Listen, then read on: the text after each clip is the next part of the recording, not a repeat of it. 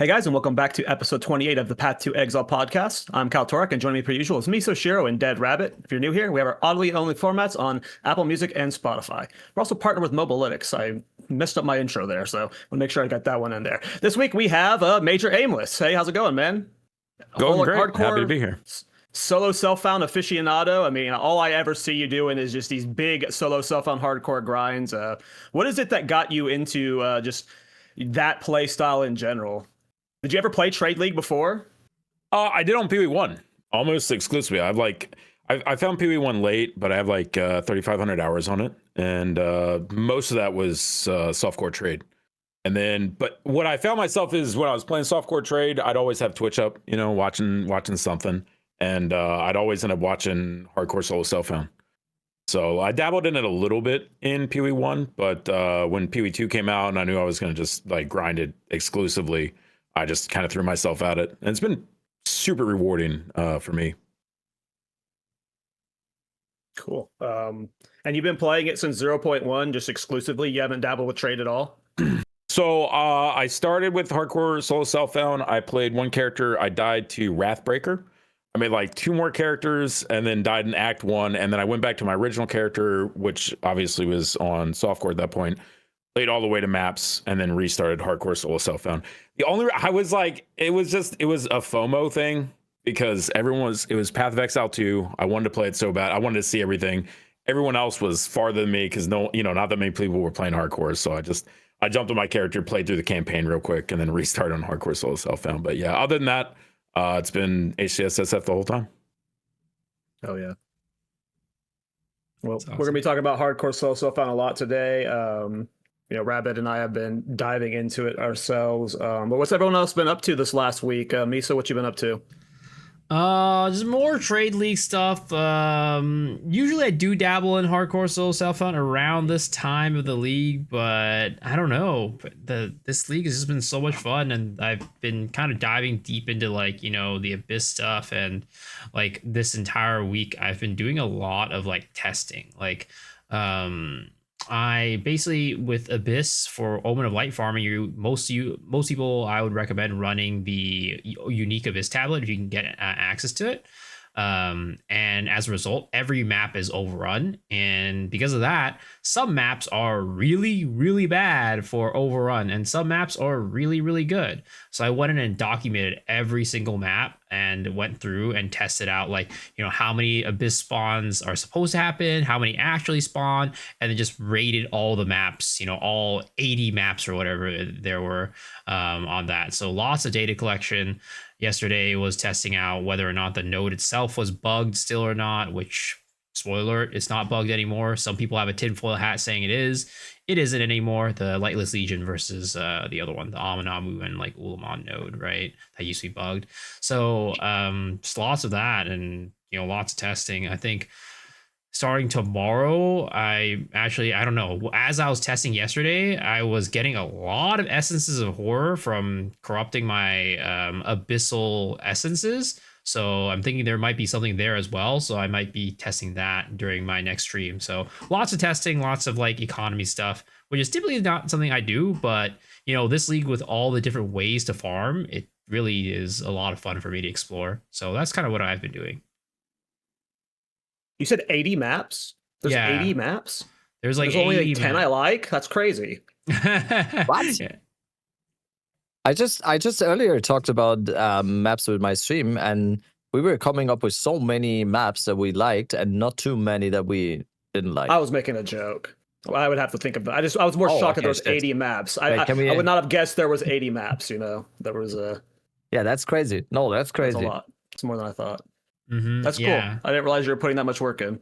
Yeah, I mean, I usually don't do that type of stuff, but this league has just been so much fun that I've just been diving deep into it and trying to, figure out all this stuff with Abyss, because it's just such a fun mechanic that I just can't help myself but try to figure everything out about it. I think there might be something with the horrors, because I don't think I got any of them last league, and I think I've gotten 2 on HCSSF so far this league.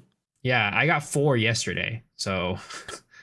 It was pretty insane. I think there's something with the abyssal essences and them turning into horror. So yeah, I'm gonna deep dive into that starting today. Cool. Major, how have you enjoyed the league so far? Honestly, I've loved it. It's been great. Like it feels like it just started still to me. I mean, I don't know if that's like the HCSSF copium because I'm like in my own little corner of the world kind of thing. But yeah, no, it's just I'm like I have 4 more builds in my head I'm ready to play. Like I'm hoping to be done with all the builds that I want to play before 0.5 hits at this rate. That's so cool. I'm having a blast, dude. That's so cool. Yeah, I get that pull because now that I've started hardcore solo stuff, and we're gonna talk about it a lot today. I had this immediate, like when I started not playing it with the Timmy League, I was like, but I need to be building up my hardcore solo self-found stuff. I got to start building up the currency there. I got to start progressing that. Like, there's just so much progress that you slowly do there, and it really changes how you approach the game. And it's like a roguelike sometimes, Yeah. Like, just like you said, the stash, right? Pulling that stash. Because even if you die as you're progressing through, especially if you're running back on the same build, you have the hand-me-downs, as you get a new gear, and then all the currency that you'll be able to collect, you won't have to spend on that gear, and just progressively gets you stronger. Yeah, that's kind of what I like realized about HC and mainly HCSSF, of course, because I was always under the impression, and that is most of the time that's always like the argument number one when someone is like asked, would you consider a hardcore solo self-found or whatever? People are always going with the notion of I'm wasting my time basically, because when the character dies, everything that is on my character, it's gone. Holistically, I've realized over the past few days now that's not hardcore solo self-found. It is actually, it's not one character. It is not at all. And it's like you basically build up your, not necessarily just the stash, but your like loadout and everything. And then once you have everything, and when I saw, I think Blazeworks or something in the other day in his stream, when I saw his stash tabs and how he manages the stash tabs now in HCSSF, I had like this aha moment, and I was like, oh damn, he has like, oh, this is for casters for all the level ranges, this is for shield wall characters for all the level ranges, and I realized, oh my god, it is an endless stream of just content. And also I've just enjoyed playing through the campaign so much now with all of these different characters. And sometimes you have these hand-me-downs, and then most of the time, at least for me, for the first 2 hardcore SSF runs, you didn't really have them, so it was a fresh start. So I learned so much about the mechanics again, about all the bosses, because I've been in this complete echo chamber of just going fast, that I didn't even know that in Act 4 there's a boat. Learned about the boat. I didn't even know. Dude, I watched that and I could see it. It was so funny because I'd been in your stream the day before, and you showed me a wand, and I was like, oh, you were in like Act 3, and I was like, oh, that's a great Act 1 wand. You were really struggling for loot. And then watching your death, it like I could just see it unfolding in your brain. You ran in, you hit the chest, a rare wand dropped. You were like, immediate dopamine hit. You pick, the timer starts going. Your character's like, uh-oh, it's gonna blow. 2 fuses start, right? None of that mattered, dude. Opens the inventory, looks at the wand, hits the scroll on it, +2. Oh, +2. Immediately, this man's like, chat, should I think about respect? Maybe we should respect. Oh, it might be respect time, right? By the time he gets done talking about it and closes the inventory window, it's the literal second that the timer disappears. He never had a shot, dude. He just goes to the next chest, throws it open, boat explodes, everything dies, dude. But you could just, the lack of loot on that fresh start was just killing him. And he just got sucked in by that amazing wand. Yeah. I think at that stage in Act 4, I was still using a +1 Chaos wand. I think I got so frustrated at the time. And then I think on the ball, there was like a +2 spell physical wand or something with good stats. So no, it was exactly like you said. I picked up the wand, the timer started going, but I was already opening my inventory, and it's on the bottom right, and the timer's on the top. And I did actually see the timer for like a second or something. But in my brain, when I went to that map, it's Catch Bay in Act 4. There's like a delirium thing on this map. For that, half second, there is. for like that half second in my brain, it was like, oh, it's just like there's a delirium timer or something. That was like the half second where my brain said, no, it's fine. Put your focus on that wand. And then I just looked at the inventory, and when I closed the inventory, like you said, the timer was gone. It was and all I gone. was just, oh, there's another chest. But that is, I think, I had like all the stages of grief. I even died in the exact the next run. I immediately died on Beira while saying like, oh, this is how HCSSF works, right? Now I just run into the next boss here, and I'm just tilted as fuck, and I'm getting killed by the next boss. In that moment, she blasts me, and I'm dead. And I'm like, okay. And that kind of untilted me, and then I just went again. It was just like such an enjoyable experience. I don't even think people said like it's a bullshit death. I don't think so. It's not a bullshit death at all. It's just a death. That's it was, was, Those are important deaths to have. Yeah. You only have to learn from them once. The funny thing is, I'm enjoying my time. The funny thing is, when I'm listening to you guys talk about how, you know, when you're playing hardcore solo self-found, you're like building a stash tab, building out the loadout and everything. I was thinking to my last hardcore solo self-found experience, I'm like, yeah, that wasn't the case for me. I just kept dying, so I kept losing the good items. I'd get far on a character, I'd get all these items. I'm like, oh, thank goodness, this is gonna be amazing. If I die on this character, I die, I go on the next one, I equipped all the cool items, I don't find any more cool items, and then that character dies, and I'm like, well, I guess I just lost all of that inventory. I was for reference. Same struggle bus. I had that same struggle bus this league because I died to bugs twice, like back to back. So by the time I got to the character after that, I had, 0 exalts. I had no tier 5 support chips, like nothing, right? Yeah, that's why I left. I was for those runs, I was doing a challenge runs basically. This was at the end of I think it was at the end of 0.2 when I was doing this. When I was doing I think it was Hand of Chalupa Monk for one run, and the next run was Caltrops Amazon or something like that. So it was I was definitely not the best hardcore solo self-found stuff, and I would always force the change the moment I would get the skills. Had that problem on a recent character. I actually, that's funny because the same thing happened to me on the Timmy League.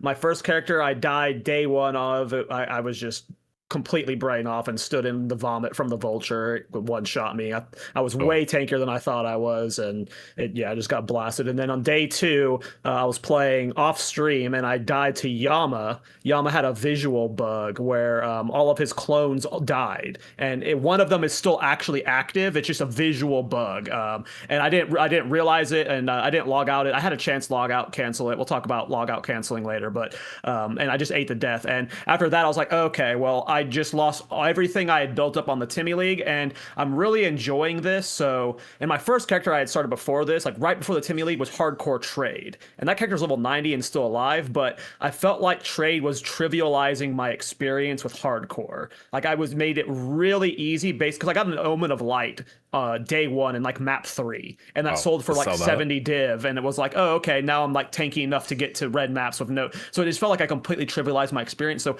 after that bug death in the Timmy League, I was like, okay, I think I'm going to play hardcore solo self-found for the remainder of the league. I'm done with Trade. Let's start building up this journey now, and that's where I'm at now. Is I'm playing hardcore solo self-found. But I had that exact same thing happen in the Timmy League. Is like I felt like my stash was just completely depleted, and I was like, okay, let's just go play the real hardcore solo self-found.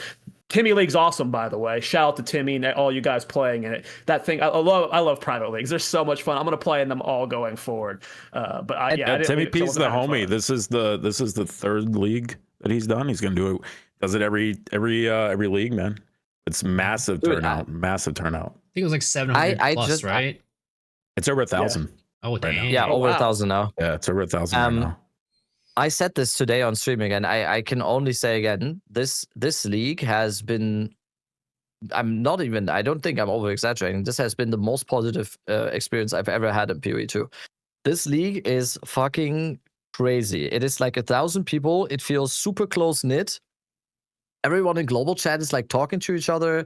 People are posting like their hits. People are saying in global chat, "Oh, I'm about to fight Arbiter. Like you can go watch me," and everyone's in there rooting for them. When someone dies, everyone's like, "Oh, 7, you go again back to the beach," and whatever. People are like posting, "Oh yeah, anyone need?" Since it's a trade league, I know it's not the HCSSF thing, but since it's a trade league, people are like, "Oh wait, someone just died. Let's get him up again with support gems and greater jewelers and whatever." And it actually, and today I traded like I traded a staff base for like 3 greater exalted because I actually needed greater exalts to slam something, and the other person needed a staff base because he hasn't really found a staff base. And we actually, I typed That's in cool. global chat, "Dude, I'm looking for greater exalts," and the person said, "I have greater exalts. I need a staff base. Can we please trade this somehow?" I don't know if it's like a fair trade or whatever, or people are like on the trade side, "Oh, that would have been that, or that would have been a divine or whatever." I don't care. It's like that just gave me some of the feeling that I usually want to have in an RPG, and it's just this league has kind of rekindled something in me that is that I'm in the future are gonna be heavily looking for again in PoE2, I think. And HCSSF is awesome, but I feel like this small private league within a community with hardcore trade that has some real potential. Because in the end, you can still choose to still play in that community, but don't trade and keep yourself from trading and play SSF. So it's awesome. I can only say once again that this community event has been the best experience I've had in PoE2. It's insane. Shout out to Timmy and everyone else. I gotta try it out at some point. Yeah, kind of reminds me. I just keep thinking of when you're talking about that. It gives me like a kind of old school MMO vibe, kind of. I Yes. guess. Yeah, where it's Yeah, a like little bit. you're talking to each other a lot, and it's like no like auction house or anything like that. You're just kind of like trade. I mean, there obviously is an async trade, but it gives that vibe of like, you know, you're helping each other out, or just like you're asking each other questions about things, or like talking to each other. Kind of gives me that vibe when I'm here listening to you guys talk about it. It's really cool. Shout out to Timmy, and then of course everyone else that's done, you know, Local Hall and Guitar Holic and them for doing their other private leagues. You know, they're really cool. Hope to be playing in them. I mean, I will definitely be playing in them every patch now. It's funny because I was actually getting caught up in the race aspect of it day one. I was like, oh, okay, I'm only like 20 levels behind the leaders right now. I'm not doing as bad as I thought I was. Let me just see how, like, let's see where I'm at when I get to maps. And I was like going really fast and stuff. And then I'm not blaming that on why I died that day, but like these are fun. They're really cool. I will be taking part in like any private league that happens probably. They're neat. It's fun to do a fresh start with a group, you know. It's fun to Yeah. even. I mean, like I like to try and go as fast as I can, but I'm definitely not by any means am I a racer, you know. But it's still fun to see, you know, how good you can do and how everyone else does and all that, and how you stack up a little bit. Exactly. You mentioned that you still have many builds. You said like 4 or 5 builds you still want to play this league. So does that mean you're not going to be checking out Pharisha or 3.28? I am one of those. I'm kind of. I think I'm in like a weird group because I played a lot of PoE1, but I love PoE2, and like it's hard for me to play PoE1. I play for my MTX every league, but it's honestly like pulling teeth. Like when I log in, I don't really even want to be there. And as soon as I finish my last map, I uninstall and go back to PoE2. So, you know, it's a weird take. I know most PoE1 gamers aren't like that, but yeah, I love PoE2. I think it's a combination of just like the gameplay is amazing. Being there from the ground up has been so good. Yeah, I don't know. It's the ARPG of the future. I mean, why listen, like PoE1's cool and everything, but it's basically retro gaming now, isn't it? It's like 15 years old or something, I think. So That's actually like you saying that, I feel like probably makes a lot of people feel very vindicated, because I think there are a good number of people out there who feel exactly the same way as you. Maybe, you know, some of them maybe haven't played PoE1 for like that long. I'm sure some of them have, but I think there are also a number of them that haven't. But they've all given PoE1 a shot, and after PoE2, they just feel like this isn't it. That why would I play this game when I have PoE2? And there's a lot, like, because there's such an overwhelming community out there that's like, what are you talking about? PoE1 is like the best ARPG ever. Like, why would you ever say like, you know, whatever, right? Like, yes, I do still think PoE1 is the best ARPG ever, like, in the game, like out there right now. I don't think there's any way to really deny, at least at its current state. But I also think that the feel, the moment to moment, how PoE2 feels to play, it just, in my opinion, is leaps and bounds ahead of how it feels to play PoE1. A lot of people might really like the zoominess of PoE1, and they kind of miss that, and that's why they don't like PoE2. But like, I don't know, it's just like, if you break it down to like the actual feel of the game, I just don't think there's an ARPG like it. It just feels so good to play. I mean, PoE1 is almost like, you can almost like you AFK play it, right? Like you throw up, like you watch a movie, or you're just zooming, you hear the dopamine hit, you grab it and you move on. That's like PoE2, I feel like, is a lot more interactive to play. It draws you in a lot more, even at high level, when you got that character that's just maxed out and you are zooming a bit, you're never going to get anywhere close to the PoE1 levels. And I don't know, the boss fights are so good, like just everything feels great in PoE2. I know it's probably not the popular take, but yeah. It's just the weight of the combat. That's what I like to call it. Just the combat has weight. You like, especially in the early game, you're so much slower. Like you just, like, every movement. Like, I'm not saying it doesn't matter in the other game, but like, I don't know. Just the weight to me this game's much heavier, and I like that feel personally. I actually think it's a pretty popular take. I didn't even think so for a little bit of time, but it has like been very, very clear recently, and it has been very, very clear today, because I did a vote in my chat, and I know like all the different streamers, and especially me being a very new streamer, because I've barely even like, I started streaming about like 11 to 12 months ago, so granted, I do not have a PoE1 audience and whatever, so my chat might not be reflective of that. But with a vote with like almost 500 people now in my stream today, it was like almost 80% of people saying I'm actually staying on PoE2 for tomorrow when Free Show launches. And it's always all the time, and we do this on the podcast as well, and I do this on the podcast as well. We always preface something, or we preface those statements that we make with like, yes, by the way, guys, PoE1, best game of all time. Okay, we got that? Okay, so PoE2, and then we do it like this, because it has been such a thing that there's always this, like, I don't know if it's like a loud minority or whatever. I don't really care. But there's like this, oh my god, you can't say anything bad about PoE1. But we're not even saying something bad about PoE1. But I always say in my stream, and like Major Aimless said as well, I personally also think PoE2 is just the future. It might not be the best one yet, and it might not have the endgame loop that PoE1 has, or it might not have all the mechanics and systems that PoE1 has, but it is the future. And I think there is more and more people that probably were leaning to the PoE1 side for a long time. I have seen the trend go in a different direction. I've seen some PoE1 creators that are the OG PoE1 creators say that they are kind of shifting towards, I think I feel more. I think I saw Gazzy say that in a recent video. Yeah, that's exactly what I meant. Yeah, and okay, so okay. Yeah, I just think.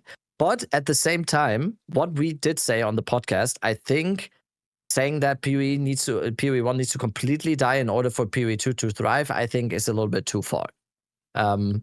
Because yeah, of course, there is still so many people always enjoying and looking forward to PoE1 leagues, and I think, and also as someone who is a PoE2 main. I'm fine with having to wait. I'm patient. I'm fine with this, even though I'm not really going for PoE1 leagues anymore. I can be patient, and I can wait for PoE2 to get to the groove, to the groove in what it will be. And probably we are on the path now, because ExileCon got announced, and what's probably going to be announced at ExileCon. So yeah, I think the future is extremely, extremely bright, and PoE2 is going to be the best ARPG of all time. I said it. Good take. Good take indeed. Yeah, and I played a ton of 3.27. I played 2 weeks, so I had 2 weeks before I went to Japan, and in those 2 weeks I played like almost 100 hours PoE1, and I really enjoyed it. And of course, I've been playing PoE1 for a while, but it was my first foray back in a long time, and I really enjoyed my time there. But at the end of the day, I think I can come out saying that I still enjoy PoE2 more, despite that. But I do enjoy both games a lot. I do like that PoE1 aspect where you can get your life above like 2,500. That's cool. That is pretty cool. That is true. The fact that you can play a life character and not feel like you're gimping yourself completely compared to another type of playstyle. Am I? So tell me, am I stupid? I fucking hate playing energy shield, and every single solo stuff on hardcore character I'm doing, life stacking with armor. I don't give a fuck what anyone says. Is this stupid? Am I setting myself up for just a lot of deaths? Yeah, I mean, it's not stupid, man. You play what you like. The issue is armor does really good against smaller hits, and as you get into the big hits, it falls off because it has to, right? Like the bosses have to do damage, and that's fine. I think that armor by itself, honestly, is probably okay, even with the fall off and everything. I think the real issue is just the life pool itself, because if you have massive armor and it tanks, a good amount, but you still get hit for 3K and you have 2850, it doesn't matter. And then I can walk in with 0 armor and have 15,000 ES, and he can hit me 4 times, and I can just hit convalescence. I don't want to play energy shield. No. I get it. I would say sorcery ward's pretty cool. The only downside of the sorcery ward for me as an HCSSF player is I can't see it on my screen, so that kind of is a downer. But it is super strong. I always hate that about it. Oh yeah, I'm a big sorcery ward simp. I talk about it all the time on this podcast. It is okay, cool. Maybe my next hardcore character is going to be a witch hunter then. It's gotten the major Crimson. Hey, get the KOTOR Crimson. Kucher. Yeah, Kucher. Yeah. Whatever. I might be saying it wrong. I don't know. I probably am. I'm sure I am. But the overleach is that's. I did the build like that this league, but I died to stupid abyss mobs like pin me against terrain. But I was doing sorcery ward with the KOTOR Crimson, so you had the overleach. So it was actually pretty good. Got me like a little over 4K life, and then like 4K sorcery ward. Yeah, I love doing sorcery ward with high desire, but that's obviously probably a lot harder to get in hardcore slow self-found. Yeah, as soon as I died, I was like, well, I'm not going to see that again this league, so that was a good run. Yeah, that makes sense. Do you think that, it's time to revive the life node discussion? Node, or maybe it's because originally I suggested something like maybe it's hybrid armor life nodes. It's like all the armor nodes also get partly. I would life love any flat life on the tree. Just any flat life at all would be nice. I think, I've heard a couple different takes, like, increase item mods for life, which I think that doesn't work because it's access to everyone. Exactly. I think I've heard base it around 1 armor or something like that. But I think life on the tree is really the play. It just like you need the bottom half of the tree needs to have a larger, stronger section of life nodes than the top half. Because if I'm going ES and I'm stacking ES, there's still no point for me to punch in the life nodes if they're not great. You know what I mean? It doesn't really, I can still get the 10, 15K ES. Why would I, spend 4 points over here to get 1,000 life or whatever? So I don't think there's gonna be like there'll be some builds that will go that way, but I don't think the majority of builds will. I think you'll still just have your ES builds, but it will let life players play builds and enable a lot more builds to be played.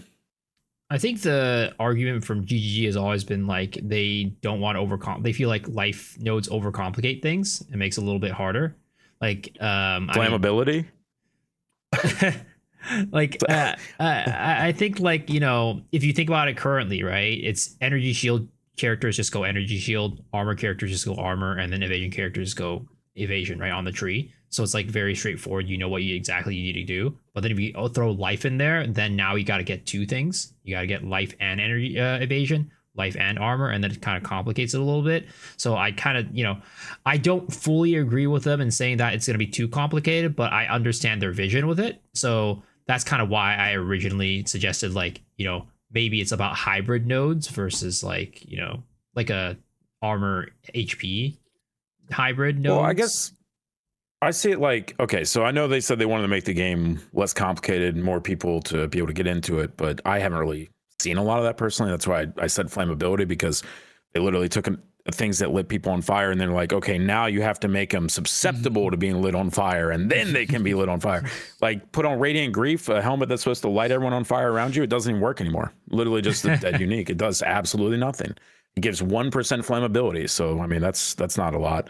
I think the thing about life on tree, I look at it like this. I mean, it's a weird take, but like we're an ARPG, right? Which is an RPG. And in an RPG game, like if you want to make your character stronger and tankier, you increase your life, your constitution, your health, right? That's not a complicated like concept. That's the most basic concept of any RPG game. So to not have that available, I think it makes people more confused about what to do, right? Because they don't see the clear path of like, as a new player that's just jumping into this, oh, I can't just hit life and make my character tankier. I have to figure out, well, what's energy shield? How does it work with evasion? Like, so I think honestly, it makes it more complicated not having life available to players. Agreed. It's very confusing building out a defensive character on the bottom half of the tree when you want to scale life, but you just don't know how. And then you're stuck at like new players are consistently stuck. Like I always get linked to Pee-wee Ninja. So I'm like, I'm dying so much. And it's like, you're like 1,400 life, but you have like a bunch of armor. It's like you have to get life on gear and it has to be every single piece. And that's just the state of life stacking. And, yeah, I think life is very intuitive. It makes sense. It's from the very first game we've ever played. You have life and you can scale that life more than likely. And Link had little hearts, right? I could get an extra heart and he'd be a little tougher. Get extra hearts. Well, it makes no sense to me. And we also talked about player onboarding last week, like how systems that the game introduces in campaign are very important for especially new players to experience during campaign, and then taking that knowledge into endgame and applying it there. And I think life, like you also just said, it's just the most intuitive. I think it is, like Major said, it is more confusing to have armor evasion, armor energy shield, all of these different gear pieces. But what is the most like common one, or the most logical one for most people, is always going to be to look for maximum life on one of your gear pieces. And so I think like expanding on that a little bit and just making it more logical in that sense, I think would just go a long way. And if we've been kind of asking for this for a long time now, I think. Sorry, Miso. Yeah. No, I mean, I'm just putting myself in the shoes of GGG, right? I completely agree with you guys. It's not like, I don't think it's that bad.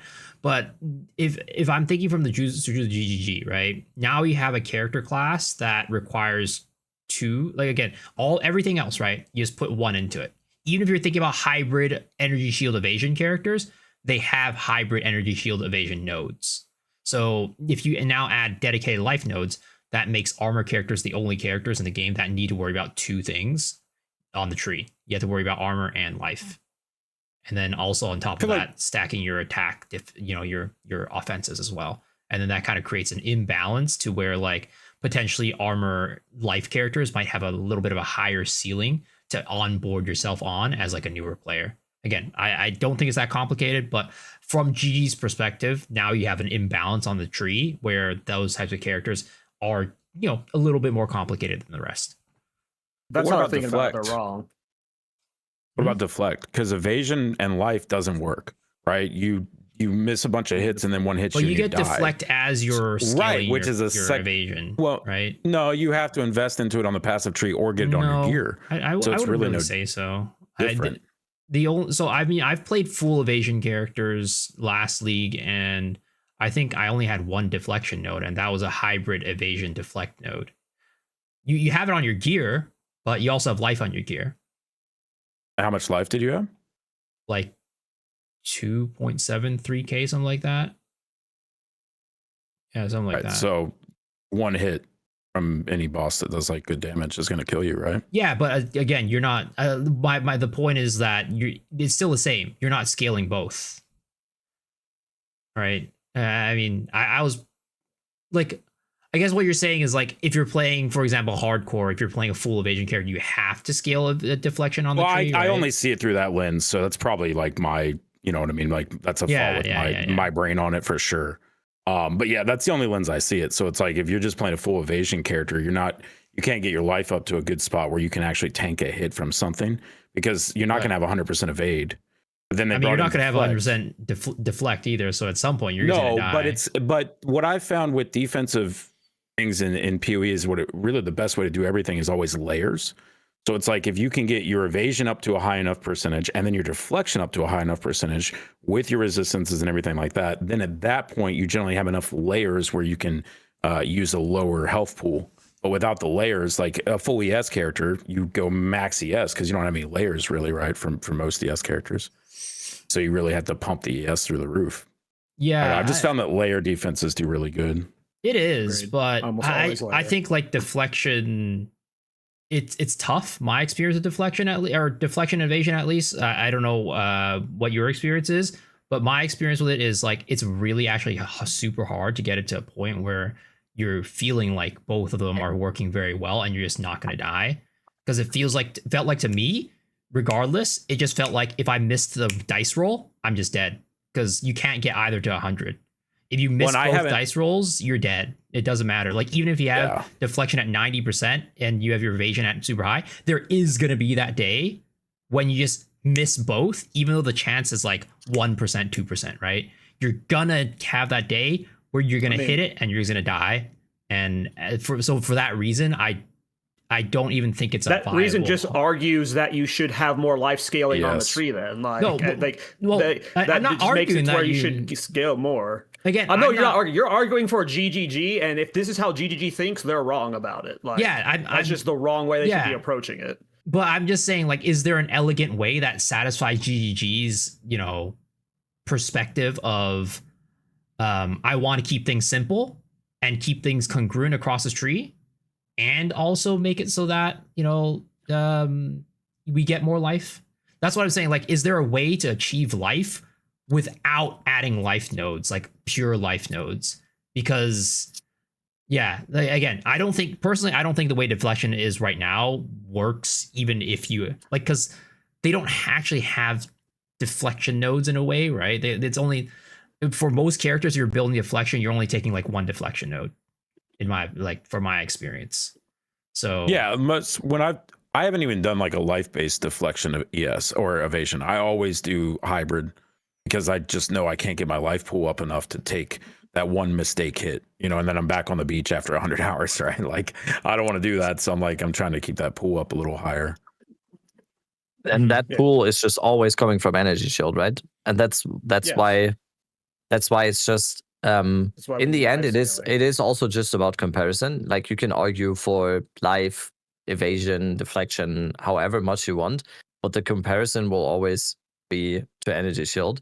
And if I can just get a body armor with 600 energy shield and click one node that is called patient barrier for 60% more energy shield, and I get basically six nodes equivalents of whether it is evasion, deflection, armor, life, whatever, I don't care. If it's just at that point, it's just like, why? Why wouldn't you? I'm not. I as a ES enjoyer from basically the birth of PvE2, I'm not calling for like a nerf or whatever for ES or anything else, but it's just the comparison kind of just stinks a little bit. And I had like a very, very aha experience in the second Wind League because I decided to play a crossbow Titan. Because I did want to do something that I haven't really done before, and I felt the pain so much of all the armor and life enjoyers, because armor did actually end up feeling extremely good once I was able to get I think in the end I had like 80,000 armor and the cap of armor applied to elemental. But what I had to do to get to that point was so many compromises and so much investment on the passive tree that, just as someone who has played all the ES builds imaginable, it's just you have to jump through so many more hoops in comparison that in the end it's just, you're just asking yourself, why am I even doing this and not just playing an ES character? And that, I think, is just a little bit taking the fun away, because some people want to play this warrior archetype, for example, or this whatever, like Amazon evasion dodging archetype. And if they always compare themselves, just like the big meta builds, it takes a little bit of the fun away. There's always going to be a meta. There's always going to be something that is better than other stuff. Yes, but if the comparison is that bad, might be time to do something, I think. Yeah. And now that I'm thinking about it, I think that, for, I guess, armor and evasion, I guess technically there are two things kind of going on the deflection side of things. Armor has the gain armor blocks elemental damage, right? So they already have the two. So it's just really, well, energy shield only has one, where the other ones have two. There's just some super stacked nodes over there too, like Subterfuge Mask. You can literally just grab that. You grab a 400 ES helmet and you grab Subterfuge Mask, and it gives you 1500 evade. It gives you 3x whatever your ES is in the. So it's like, okay, I could grab an evasion helmet that would give me 1500 evade, or I could grab Subterfuge Mask, get 400 ES and 1500 evade. Like, it's just ES is promoted everywhere. Like, you can go one node and increase it by 100%. Too. You have Black Scythe trading too, where if you're strength stacking, you can convert your strength to energy shield. Like, you are incentivized in any play style to play energy shield, but never life stacking. Like, you're almost and when you can play life stacking, you have to use something like you mentioned, like Kucha of Crimson, where you're like you're almost forced to, like, it's just the difference is too big. Life doesn't need. I feel like life doesn't need a lot. Like, I don't think life needs to be 10K. I have played life characters many times on hardcore, not as much as I've played ES, obviously. I've died on plenty of them, but I feel like it doesn't need to be 10K. Like, a well-built life character that could even reach realistically, like, I don't know, 4 to 6K or something like that with like regular investment, maybe. Yeah, because I've had, an armor-based 3K life regen, blood magic build that feels great until it gets splatted. And it's like, it just barely gets exploded. You know what I mean? It's like, if I just had 500 more life, I probably would have been okay. So it's like, I feel like we're close on the life thing. It just needs to be pumped up in a way that the characters that need it can benefit from it. But you can't just, like, anyone can, I can't just take an ES character. Now I have 15,000 ES and 5,000 life, right? Like, we need to make sure we're not doing that. But yeah. It has to be related to the tree, because it can't be on gear like we've talked about. And yeah, I don't know what the solution is. Because I don't want them the buff armor. Armor feels like, in some situations, armor feels like it's potentially the best, like, defensive in the game when you min-max it perfectly. But like in solo self, or again, 99.9%, even in trade, you're not going to be able to min-max it perfectly and well. It just takes so long to get it fully online. So there has to be something that gives, and I don't think that you can do something that's like % of armor applies to life, because we're reaching like 100,000 armor. So what would that even look like? So it's just, I have no idea what the solution is here. I feel like it just has to be some flat life nodes on the tree that are like, I don't know what it has to be honest. It's a tough solution, but the gap between energy shield and armor is just, and life, just energy shield and life is just, like, you could take just 2 nodes on the tree. Like, even if you just do the ones at the top, Patient Barrier and whatever the other one is, like, you only need those 2 with ES on gear, and you're at 7,000 energy shield. It's like, okay, I'm fine. What if you take everything now? What if you replace life what if you replace all the nodes that are gain armor, like armor applies to Ellie, into life nodes? So you only get the armor applies to Ellie on your armor, and then you get those as your life nodes. That's like something I had running, and make them in a percentage that makes sense. I think you would still want at least 1 armor to Ellie on the tree, but yeah, I mean, it's a step in maybe it's a step in the right direction. I don't know, but anything would be a start. Yeah. But yeah, again, just like I don't think we need a lot. Like, I think Major is completely right. Like, we literally just need, like, if we just had 500 to 1,000 more life right now, that would feel glorious for most builds. Like, it's not we need to double the life pool. We just need to be able to comfortably hit 4,000 to 5,000, and I would feel way safer on all life builds. Yeah. Again, all of the suggestions I make are just like, is there a way to get life on the tree without making it more complex for people, having to make them think about another node, which is why I suggest like, oh, since people are already thinking about armor to LE, right? Why don't we replace those nodes on the tree? So now you're, instead of thinking about armor and LE, you're thinking about life and armor. Or again, my first suggestion is getting hybrid nodes where it gives armor and life. I don't know. I need to look up what GGG has said about this whole life stacking thing in detail, because I need to see why they're so like. I honestly don't think it's that complicated. Like, I think everything else they're doing with armor is more complicated than just doing life scaling. Like, it's just they've made it more complicated by avoiding complication, if that's their thought process. Agree. Yeah, I mean, armor is I would say armor right now to scale as like a defensive layer is probably the most complicated one out of all of them. Yes, and it just doesn't make sense that you have these extra steps to reach the same goal that another archetype reaches without having to take these extra steps. It just doesn't make sense. Why? I would assume that would only be the case in a world where let's say a warrior archetype is so good that you have to get this downsided, but that's also not the case, because the classes that start on the top side of the tree that is benefiting the most from the energy shield are also very good. Blood Mage is very good. Lich is extremely good. Varashta now, extremely good. Varashta is probably one of, if not now, the tankiest Ascendancy in the game. And I think we had this exact topic on the podcast a lot of times, and we always go also back to the whole lore aspect, I would say. And I've had someone in my chat say this again today. It's just illogical to them, and especially I think it was a new player saying that. Like, why is the big warrior dude with like Smith of Kitava and like defensive layers, and I'm a Titan, and I'm like, I have shield and I've like scavenged plating, and like, how does that guy, when you're playing it, feel like paper? And when you're playing the Varashta Jin conjuring spirit thing from the ground, that feels like a fucking battle tank, while also being able to stay basically off screen and blast everything from the side.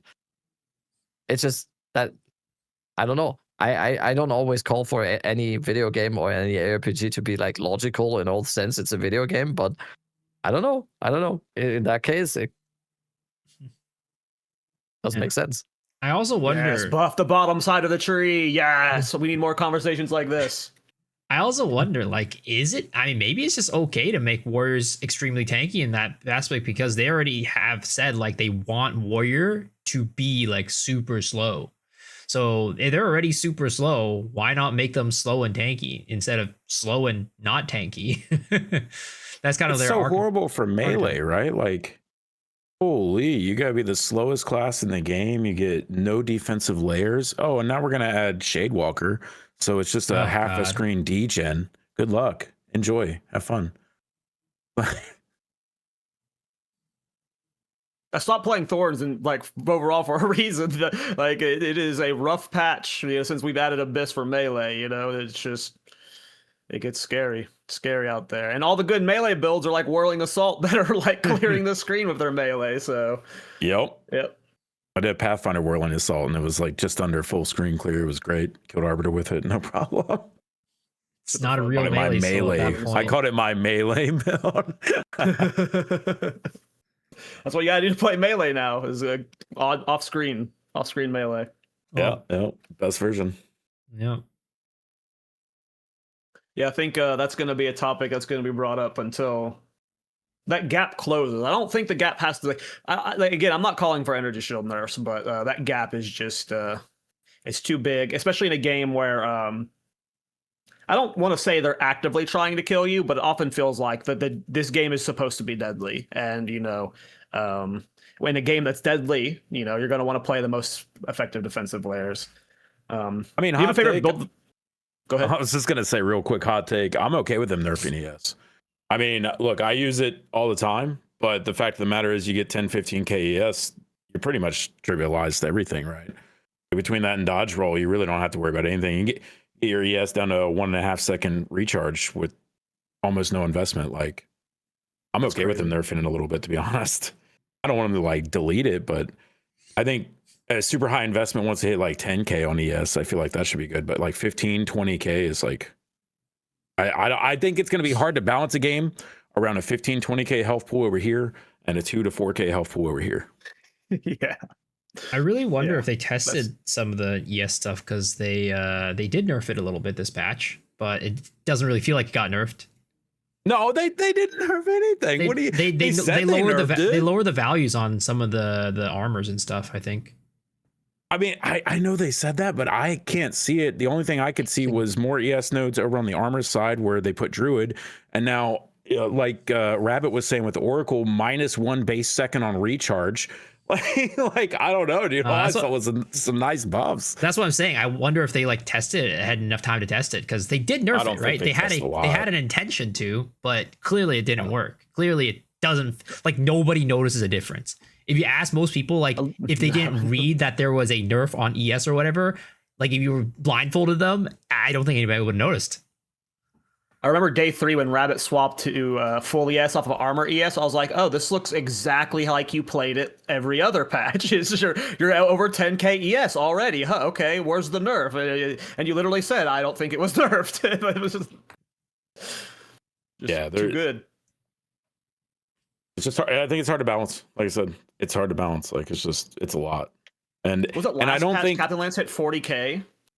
Yeah, with the Abyssal Lich.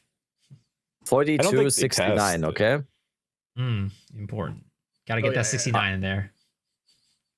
I'm not sure how much testing they really like. I feel, and this, I don't want them to stop development on PoE 1 or anything like that. Like I would love to have seen them go to a different cycle while they're getting PoE 2 out of early access, where it was like, maybe not 4, maybe 1 or 2 PoE 1 leagues during the year as we're finishing up development of PoE 2.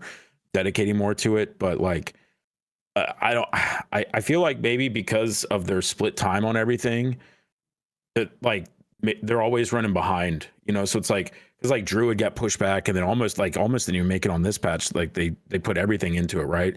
So we didn't get in game for 0.4 because of Druid. We didn't get Druid in 0.3 because of Druid. And it's like, if they're running behind on all that stuff so hard, like how much testing do they really get to do? I mean, in 0.3, they put in 0.3, the 3-week patch, they put in like 8 new unique items, right? They were like, here's a bunch of new uniques we made. Have fun. One of them was Lionized Glare. I got it. I was super pumped to use it. It makes it to where when you shoot a barrageable shot, it will shoot it 2 more times if there's no enemies near you, right? I was like, perfect. This is going to be awesome. Got it. I'm trying to use it. It's working a little bit, not working sometimes, working a little bit, not working sometimes. We'll come to find out that enemy corpses laying near your character counted as enemies in your presence. So without full corpse explode, it doesn't even work. Yeah, I think those uniques were added in 0.2.2, right? Was it 0.22?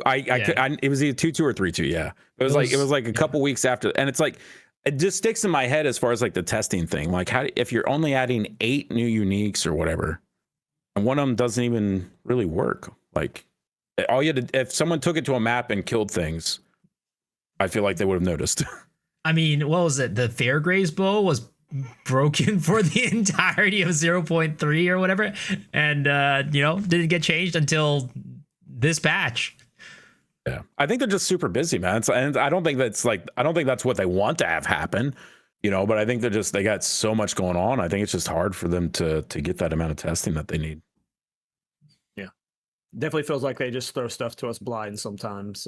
There have been many things where I forget what I tested. It was like my second build. I think it's called Deadly Resolve. It's a new support gem that does like a little swipe thing or something when you block during a channel effect or something. I forget how it works. And it was abysmal. It was like, I don't know what you were thinking. Like, what is the point of this? Like, this was just in the files and it was just thrown in with no testing. And it feels like it happens a lot with some skills. Like the scaling is just, you haven't tried killing like even base arbiter with this skill, apparently. Like sometimes it definitely feels like I mean, it's an early access game, so maybe they are treating us as paid beta testers, but it definitely feels like they use us to test often. And maybe it's just because they're overworked, but sometimes I feel like they intentionally just throw untested stuff to us just because it's the fastest way as they can get testing for the thing. But then if they are using us as beta testers, why not have more mid-league patches? Why not have Always more go back to more round- patches. Let's why not go. why not have more rounds of then adjusting? I don't feel like we are getting enough, and this is like most likely once again comes down to, I don't think GGG expected this to happen. I think GGG expected either for people to not adapt, not go this hard into PoE2 yet, maybe. I think when PoE2 hit like 1 million early access buys, I think Jonathan even said in an interview that they were surprised by that and everything. That might have something to do with it. They might have just bid more than they could do. We always talk about this.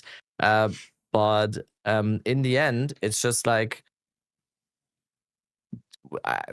treat it as an early access game. If it is an early access game, treat it as an early access game. I'm fine with being a beta tester. I don't have a problem with sometimes something falls beneath the truck then.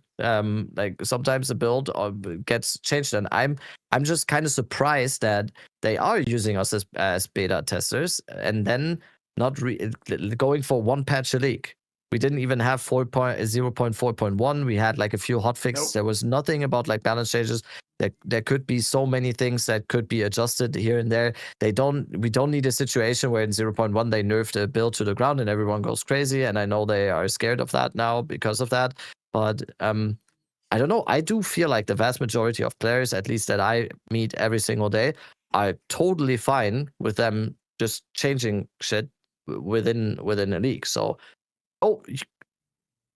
go give us more to test on then, or to actually use us as testers then, because I'm fine with it, and I think a lot of people are.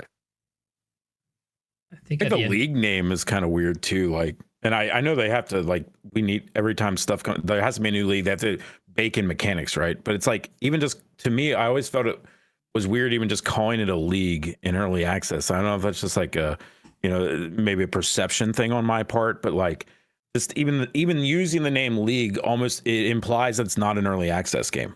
You know what I mean? Like, to me. So I don't know, that's kind of that, it's like, it's almost a little self-fulfilling. Like they kind of, it's rough for them to treat it like an early access, but then also promote it like it's not to some degree. And honestly, they could, here's the thing, like we talk all this, but I just want to say for any of the GGGs listening, like they make the 2 best ARPGs on the market. Right, we 1 and 2, 1 and 2, right? Like easy. We have to be vocal because there's things, we love the game so much that we want to see stuff change. But yeah, like at the end of the day, they do make the best games on the market. There's no way around that, right? Mm-hmm. Wait, I've had this discussion a few times. That I'm pretty sure we've had like used the same exact words. That was scary. Yep. That was scary. Jonathan specifically has said, like I think it was in the last ZGD interview. Maybe you correct me if I'm wrong, so he said somewhere that people don't come back unless there's a league. That is Jonathan's mentality, and I disagree with it heavily. Yep. We would come back without a league mechanic. We absolutely would in this early access state. Who wouldn't have come back for Druid? Okay, let's just right. Real quick. Druid is the coolest thing made in an ARPG since probably Diablo 2. Like, and I say Druid, I mean shapeshift and primal, all of it packaged into one. But like, oh my god, okay, like the shape shifting and how like the like it's beautiful. It's just so good. Like, yeah, there are things that need to be tweaked, but holy, like they went all out with it. It's amazing to me. I mean, technically, when we first started the league, the temple mechanic wasn't really even, like, most people didn't really even consider it a good mechanic. So all those people, they came in and stayed for Druid. Pretty much, right? You know what's funny? That everyone's been running Snake, and I'm over here HCSSF, and the thing is, like, I like to play new characters, so I haven't been snaking. I've been doing this. I've been killing the Architect a bunch, and I have actually gotten a Headhunter, the boots, the Spirit Reservation minion boots. I get the Shrine Hammer, Rizlathas, Astramentus, and something else super rare. I got Astramentus from Architect too. From the Architect unique rooms. I also got the Diodre's Curse support gem from the unique the Architect lineage rooms. The lineage, yeah. So it's like people are, I think Snake probably gets hit, but I'm over here like, honestly, even if they nerf Snake, Temple's really good. I don't think people realize how good just killing the Architect can be if you do it. I'm glad you said that because that's how I've been playing my hardcore solo self-found. I'm only farming Architect because you get to farm lineage support gems and uniques. And I was thinking about it earlier today. I was like, if we get 0.5 and there's a league mechanic, there's very likely a chance that if I play solo self-found hardcore, I would prio Temple again because of how easy it is to target lineages and uniques. Like, it just seems so good for it. And if whatever new mechanic doesn't have something like that, Temple's going to be like a standard for people target farming and stuff. Like, right now I'm doing a supporting fire build on a tactician, and I need to get Kurgle's Leash.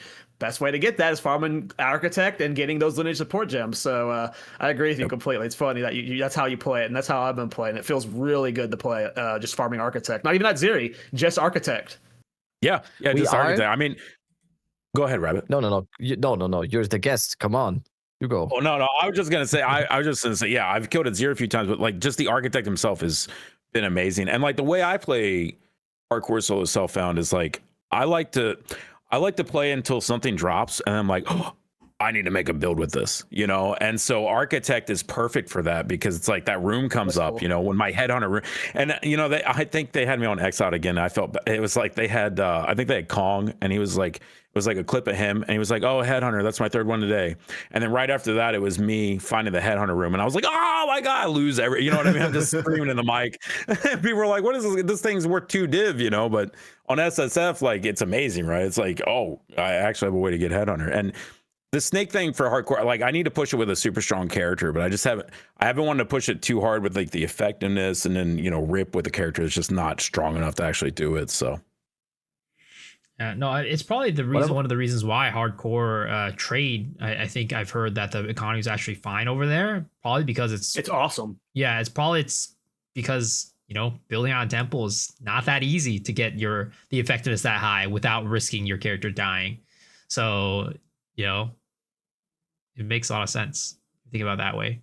I actually had a lot of fun on hardcore trade. Like, despite getting the early Omen Light that boosted me, like, everything is still reasonably scaled to the economy. So, like, even hardcore trade feels very much like, you know, last league almost. It's like you have to grind for certain pieces, but, you know, if you know how to farm like Abyss, you can print currency. And because you always have the very nice deflationary measure of people dying and people taking their items. There's no good leveling uniques. My first character, it was like, I got 10 exalts. Let's see if we can buy something. Oh, there's nothing good for even 1 exalt, because if there was, it would have been sniped immediately. Because like, and anyone that dies that has good leveling gear, they die with it. It's gone. So it's like the hardcore market is self-regulating. It is really cool. What I wanted to do on what I wanted to say on the temple thing though, and on the league mechanic thing, even though I was also on board with the whole thing, I don't think league mechanics are necessarily the biggest driver of players within like the early access. I do think we are on the same topic though, kind of contradicting ourselves in that statement when we are saying how much we enjoy the temple and how much the temple actually drove our endgame and it drove what we are doing. And I'm just gonna say again, I think the temple is an amazing mechanic. I'm super glad now that they put it in. I completely like go back on my statement a little bit, because in the early phases when the temple wasn't really figured out yet, and when we also didn't really know what to do with the temple, I was kind of saying I used the analogy of saying like it feels like we needed wheels for the car, but we got like a stereo. We like can listen to good music now, but the car isn't driving. I do still think that we could have done without it, but I would miss the temple right now. If it would, we got good music playing. The temple is amazing. So I think it is definitely a little bit contradictory then of us to say like, oh yeah, maybe not the league mechanic. I think it heavily depends on what the other content is. I do think the druid would have carried in. Together with an endgame overhaul. Mm-hmm. I think if they did an endgame overhaul with the druid instead of the temple league mechanic, I think that would have worked. If we just got the druid with the same endgame, I think the player retention would not look as good. 100%. We still have, by the way, speaking as of now, we have over 40,000 concurrent players still in this league. That is crazy. That is crazy player retention, and I think that is a lot to do with the temple and a lot to do with the druid. And almost 2 months in. Yes, that is insane player retention. I actually think that it's. I do think. No, go ahead. Go ahead. No, please. You're the yes. Go ahead. Oh my God. I was just gonna say that I think the only thing I noticed that hurt a little bit was like for fresh start, I feel like Abyss was super juicy. Like last league, my fresh start and like characters, I didn't have anything. The amount of juice out of Abyss like really got my characters online quick. Where I feel like the Abyss or the Temple is juicy, but not as juicy during campaign maybe or something like that is what I've noticed. I think I agree completely. I feel like Breach and Expedition specifically, I farm them because I want to do the pinnacle content for them. I don't farm them or I don't care about like getting anything in the moment. Whereas Abyss and Temple, like they're almost always valuable when you run them. That is not something you get from really any other mechanic except for maybe Ritual. I just also think like Abyss feels more immediate. The effect that you have from Abyss feels more immediate. You get something right now, and it's just like, oh, boom! I have a desecration now, and I can immediately do this. And the Temple just feels like, and it definitely is. It's more of a thing that you build up and then reap the rewards in the end, which once again probably has something to do with the player retention that we have right now. Yeah. I think going along and going back on what I was going to say earlier, I think like when we talk about the context of having no league mechanic, I think we were always talking about the context of like replacing the league mechanic, which was Vault Temple, with endgame changes. So I think it wouldn't be like hey, just get rid of Temple, it would have been fine. No, we're not saying that. We're saying not even necessarily that for like mid-league patches too. Like I don't want him thinking no one's going to come back for 0.4.1 because it doesn't have a league mechanic, right? Like even mid-league patches, we like, I hope that mentality is what's holding him back from doing a content patch in the middle of the league for the people that are still playing. Because I think they do think that though, because a lot of times in the QA they've said like, several times I've heard them like, oh, we did this thing with 3.1 or 3.2 or whatever 3 weeks in the league. Most of you guys probably haven't experienced it, but it changed a lot of stuff, so when you go back into this league, it's going to feel a lot different because of that too, and then now with this being retention wise, which I know it's not a metric, I think they said it's a metric they weren't super concerned with in early access, but the numbers don't lie, so it's like they're gonna almost reinforce that league thinking. I think it is what it is at this point. You're probably right. Yeah. And I think going on retention stuff, and this is definitely very different for a solo self-found player, right? But at the end of the day, the majority of players are softcore trait characters. Majority of people do play that. I think one of the reasons why the retention is so good, and I hope that they are somehow able to keep this going forward, is because this league, even though the economy itself is kind of like, numbers wise is not great at the moment, divs are constantly dropping in value, which is not supposed to be happening. And, people are absolutely printing currency, which is not supposed to be happening.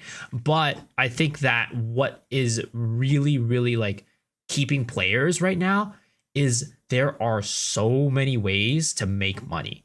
Like you do anything in the game pretty much, and there is a way to actually make your currency.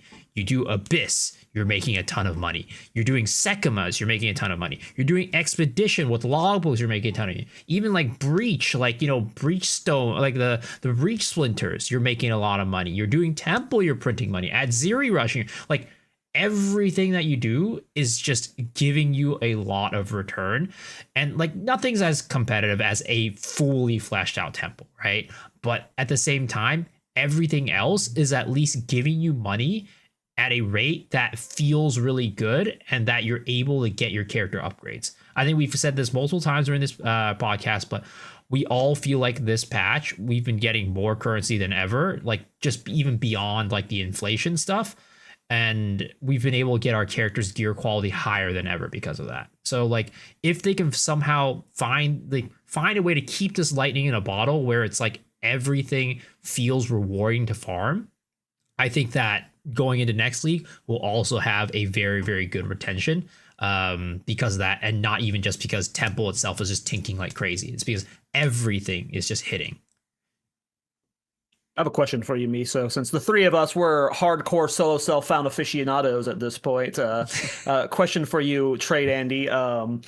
I see this comment a lot, and I don't agree with it. But do you agree with the mentality that I see that this comment pop up everywhere? This is the richest league I've ever had, while also it being the poorest league I've ever had. Meaning they've got more currency, but they can't afford anything because everything's inflated. I don't feel that. Have you at any point felt that? Like I've genuinely just felt richer this entire league. I think for a normal person, they definitely should not feel that. If you're maybe at like, farmer, rabbit, whatever, fub gun tier of like trying to get these like uber late game multi-mirror items, I do think that it can feel kind of like, oh shoot, it's really hard to keep up. But like for anybody else, like I've just never felt like I have, I'm feeling like I have a lot of currency, but the currency is worthless. I haven't felt that at all. Shims, you felt the same, Rabbit? How have you felt about it in general? I have actually talked to Farmer about this, and Farmer actually said he thinks, because I think he started his Zero to Mirror challenge a little bit later this league, and Farmer actually thought this league was one of the best leagues, if not the best league, to actually start late and still get up 100%. A crazy character. If of course, if you know what you're doing, But I think the thing about like, oh yeah, but you have to know this, and you have to know this, and you have to know this. That's always the case. If you go in blind, and if you're just like doing maps without, then it's never going to be as profitable as someone who really like knows what he's doing, setting up a temple, or going like for a specific breach farming strat, or going for like an Omen of Light farming strat or whatever. That's always going to be the case. And I think a factor that is still overlooked heavily since we've got async trade is, if you are going later into a league, there's tons of items on trade that are still listed by people who aren't even playing anymore. And those prices are still there, and we don't have the effect that we had before async trade, that basically everyone that quits the league takes their item with them, and the market is left to the people that are still there, and they make the prices again. The market is just, with async trade, it is so much more self-regulating now that there is a pricing in overall. It depends on the build, of course. There's certain builds when you're going late into the league and everyone and their mother is playing Spark COC Comet. Yes, the items for that are going to be more expensive. But I think this league especially, it's to just make the point now without rambling, it's just like, it is super easy to get into. But of course, you need to know what to look out for. But luckily, the what is it called? The barrier to entry is very low. It's literally just throw in a tablet and do the mechanic, and then you'll just get money. Yeah. So it's like, yes, you need to know what you're doing, but also the knowledge that you need is very, very low. Like, very, very surface level. Of course, if you know more, you can get more. But to start earning money, it's actually very easy. Well, as we're talking about future patches and what the end game could have, we do have a soft roadmap for what we could expect for this year. And by roadmap, we got ExileCon announced. ExileCon 2026 was announced for November of this year. And the assumption from a lot of people is that we will be getting 1.0 after ExileCon. That's just an assumption. We do these all the time and make asses of ourselves. That's what content creators have to do. First, I want to say shout out to our podcast viewers, our community. The three of us, actually, I'm getting a little bit emotional right now. The three of us got invited by GGG to be flown out to New Zealand for ExileCon. And the three of us heavily think that this was because of the podcast. So shout out to all of you who have subscribed. I'm actually getting emotional. Shout out to all you guys for viewing and shout out. So thank you to everyone. Thank you to GGG. We're very excited to be going to this, and we're super excited for this year of PoE 2, and we can assume that 0.5 is going to be in early May, and then I think the assumption is 0.6 will be sometime in August, with 1.0 being either December or January, which is very exciting. What do you guys, what do you think is critical to be added? Well, first of all, Major Aimless, are you excited for ExileCon? Oh, I'm excited. Yeah, I'm excited to see it. I'll be watching you guys live. All right, I'll be watching you guys live here in the comfort of my home dungeon. But I'm very excited for ExileCon. It's always good, right? It's always good. And I do think, I think 1.0 announcement. I hope that they don't try to like, I really hope that they just give themselves the grace period of like, okay, well, we really want to announce it, it's coming out in December, but then when Exile comes up, they're like, oh, it needs to be February. I hope they give themselves that if they have to push it back. Cause I'm definitely the camp of like, I'm down to wait for however long I need to wait for the game to be done. But I do think based off of what like Jonathan and Mark have said, and like Jonathan especially saying he wants, like Mark said he'd be like extremely surprised, I think, with like a PC gamer interview, would be extremely surprised if it wasn't in 1.0 this year. So I think they are, kind of pushing for that, by December at the latest, probably. Yeah, I agree. I would be extremely surprised, to use Mark words, if they actually if they do another if they release 1.0 before Christmas. There's no way. I think they strip it. There's just no way. I think honestly, I think that they're gonna have to make a decision. If they want 1.0 out by Christmas, like you said, there's no way based off of what we've had 2 classes in the last year, right? And we're 4 classes away or something like that still, I think. So there's no way based off of that current timeline. But what if they say like, okay, well, campaign's done, interludes are done. Here's another class or 2 this year. That's 1.0. In-game's rework, 0.5 massive in-game work. Let's hope it's the best thing ever happened. And then they're like, okay, that's 1.0. And then we'll have, 1.1, we'll have the next class or something. I could see, I don't want them to do that, but I think that's the only way that they could get it released this year. No, I think they've said in the past that they're perfectly fine with releasing 1.0 without all the classes. So I really do think that it's probably going to come out in December. I don't think it'll get pushed unless something catastrophic happens. And I as a person who has worked very closely with executives in my professional career, people say that they're investors and what they think doesn't matter for GGG, but at the end of the day, it is important. And I know that their investors are gonna want them to push the game out in December, especially because it's already been delayed a year. Yeah.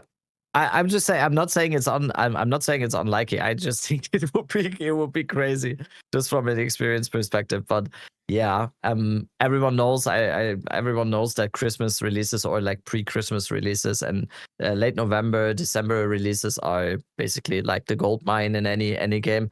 And I also wanted to talk about again and we've talked about this before. And I think I said this on the podcast like a few episodes ago.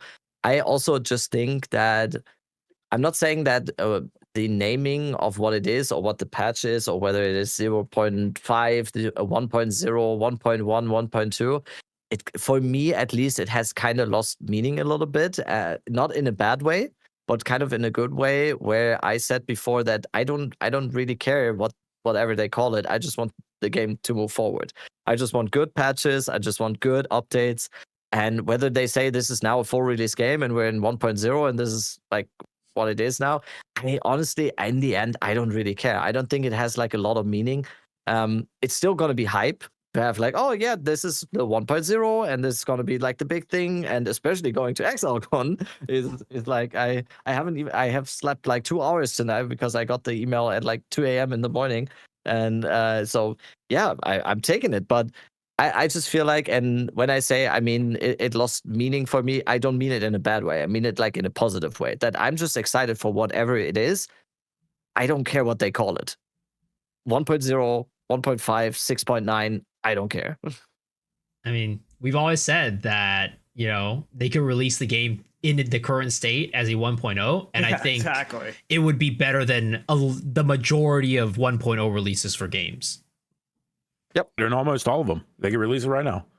I mean, let's be. I'm biased. I play the game every day, but I've got almost 3,000 hours in this game, and I wake up and I'm like, "Oh yeah, I get to log into PoE 2 today." So they could drop it whenever for me. That's funny. Yeah, we're glorified simps here. We love this game. So we have 0.5 coming up, and I keep saying this on my stream. I don't think we're getting a new class with the endgame rework. I think it's just going to be the endgame rework, and I don't think we're getting all the classes by 1.0. I think we're going to get. I think Jonathan's quoted at saying it would be criminal to release the game without swords. So I would imagine 0.6 is potentially swords. But it's just all speculation. What is something on your guys' end that needs to be added to the game before 1.0 so it starts getting tested? And for me, it's obviously Delve. Delve is the single best mechanic in the game. It should be what everyone plays forever. And once it gets added to PoE 2, no one will ever do maps again. So Delve is what I want. But joking aside, Aimless, what is something you think needs to be desperately added by 1.0? Well, I mean, it is criminal, the swords thing. What's criminal is we're 12 months into an ARPG and I can't wield a sword. That's crazy. Crazy. Yeah, I mean, for me, we actually already talked about it because, you know, I had a small list of things we're going to talk about, and it's what I put down here because I had trouble thinking about this, and it was I still circle back to Life on Tree, and I know I don't want to beat a dead horse. We've already done that. Like, we've talked about it, but for me, whether it's Life on Tree or whatever, for me, what I want to see is that more life-based classes, more builds are enabled. However they do that, whether it's Life on Tree or they give them, you know, a whole new stat and call it some new energy shield, whatever. I don't care. I want to see more builds enabled, right? Because I do feel like, you know, it's definitely I play the game to play builds. I love all the in-game content. I do it all, but like the thing that keeps me going is like that next build. So anything to increase the viability of builds out there is really what I kind of focus on as a player. And so that's why I just like whatever they end up doing to get the other classes feeling as good as like Rabbit said, like Lich feels amazing. Sork feel like all the ascendancies for the top half of the tree feel really good, you know. So I want to see the bottom half of the tree boosted up, whatever that ends up being. What about you, Miso? Sorry, I was taking care of some things in YouTube side. The question was, what would I like to see for 0.5? Or just added by 1.0. Like, what do you think desperately needs to be added by 1.0? Okay. I mean, honestly, I think that the game is in like a pretty good state right now. I think like at the end of the day, the thing that they should be kind of striving for is just like, you know, more content and different types of content. Just like for different types of play styles. I think they're starting to get there where it's not all just Zoom. They kind of took a little bit of step back there by when they nerfed like the temple and the effectiveness, which, you know, it needed to be done. But also I think the really cool thing about temple was that it encouraged players to not just build Zoomy.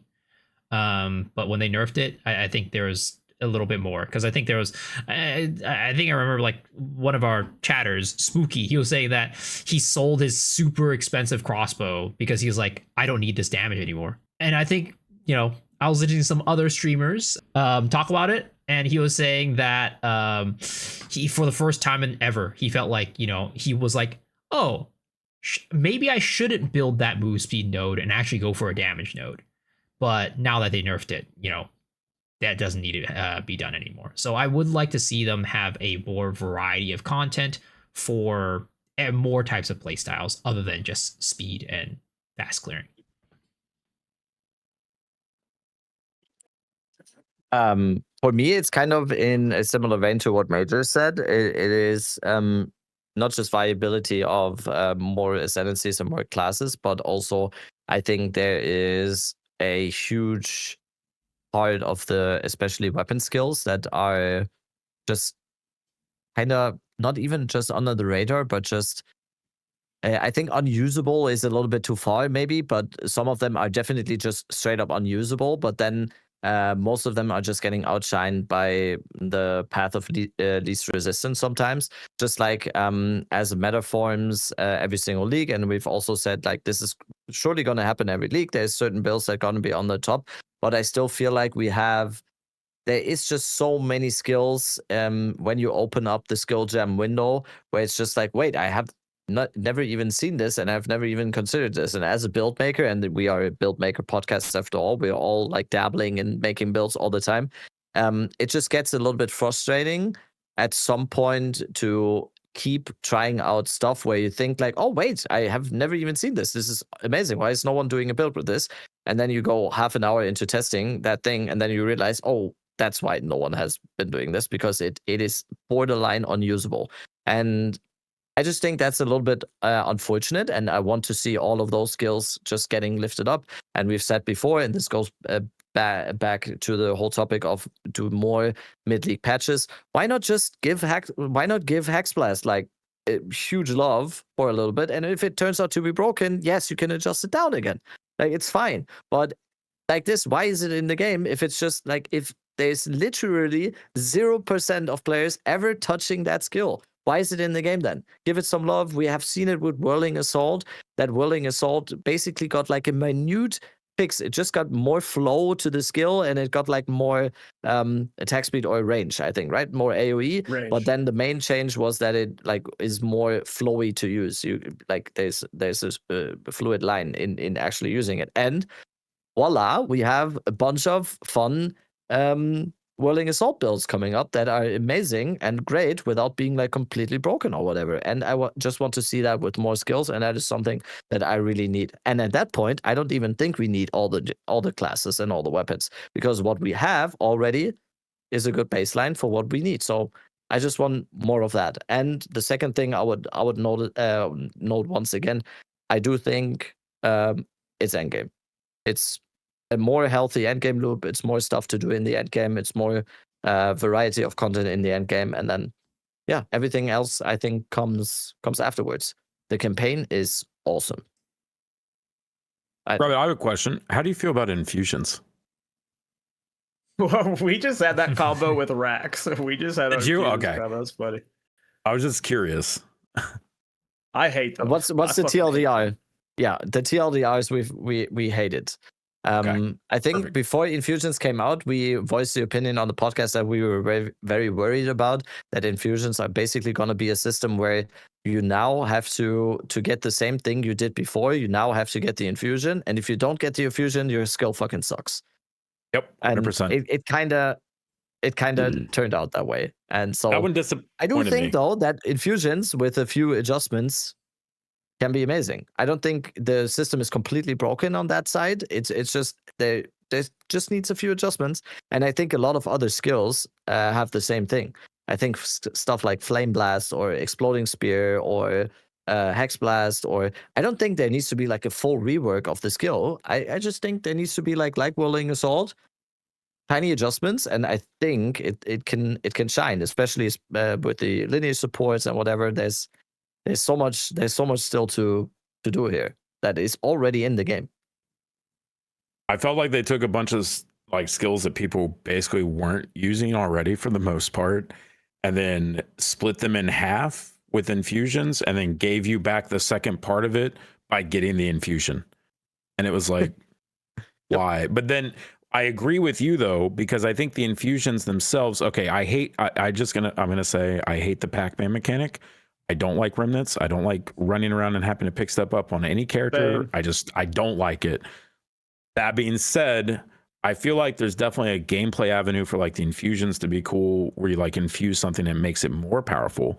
But like to just like have them like decrease it and then have to get the infusion to make it where it was before. And the worst part for me was like Mark was like, "Oh, we did this amazing stuff with infusions. It's gonna be great," and I'm like, it doesn't feel great. I league started it, and here's what I took that character to like 95. It actually did really well, but chat gave me so much grief that I was a piano man, because I literally had like 10 buttons to make it work. Right. So It's like, and it's not, and I think that's highlighted more with PoE2. I don't know about you guys, but I'm 100% a WASD player on PoE2. I love WASD. I think it's the coolest thing they added. But what it really turns out to is I have 4 more buttons on top of all the other buttons I have. So it's like the infusions felt really painful as far as that was going.